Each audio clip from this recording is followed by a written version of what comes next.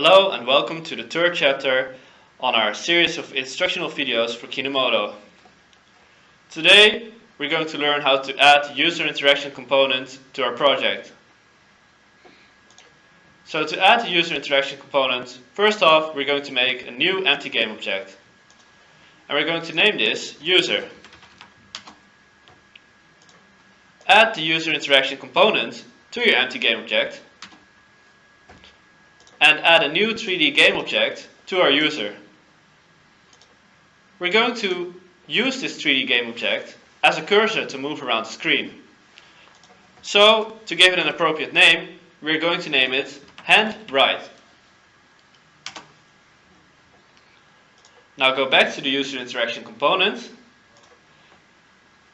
Make the list of fist joints a little larger. Drag and drop the hand right object to the fist joint and select the appropriate limb to move the cursor around with. Aside from the list of fist joints, we also have a few options. The fist kill, which defines how much movement you need to move the cursor around the screen.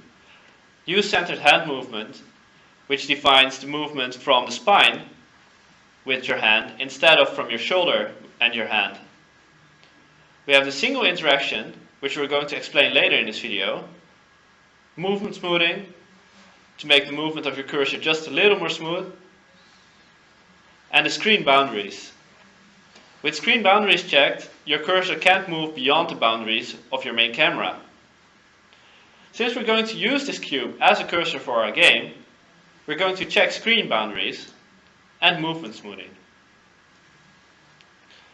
Now we need to go back to the Kinemoto script and we need to make sure that the user is part of our listeners in the Kinemoto script. So drag and drop the user to the listeners and we're good to go. But before we're running the project, we're going to make sure that our Kinemoto server is up and running, and it is in our case. So now we can give our project a try.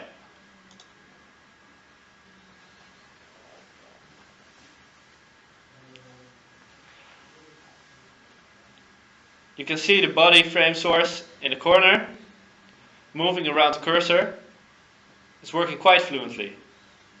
But this is only the right hand. What if we want to add the left hand as well? Well, I can tell you, it's just as easy. Add another 3D game object, or just duplicate the one we had last time. We're going to call this one hand left. Go back to the user interaction. Add a new list of fist joints. Drag and drop the hand left to your new element. And make sure hand left is selected as the limb that will be steering this object. And we can already run the project. Now, instead of one cube moving around the screen, you can see each hand moving around a separate game object.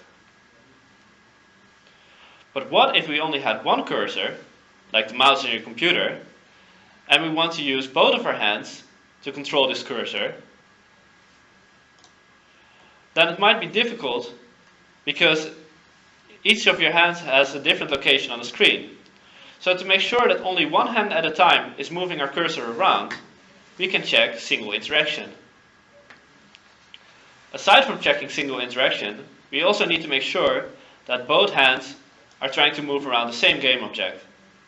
So drag and drop hand right to your hand left element in the list of fist joints, and we're going to give this project another try.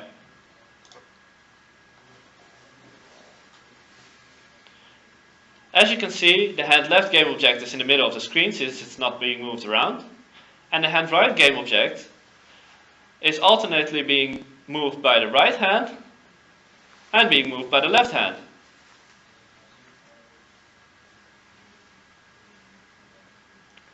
We hope this will help your future projects. And thank you for watching this video.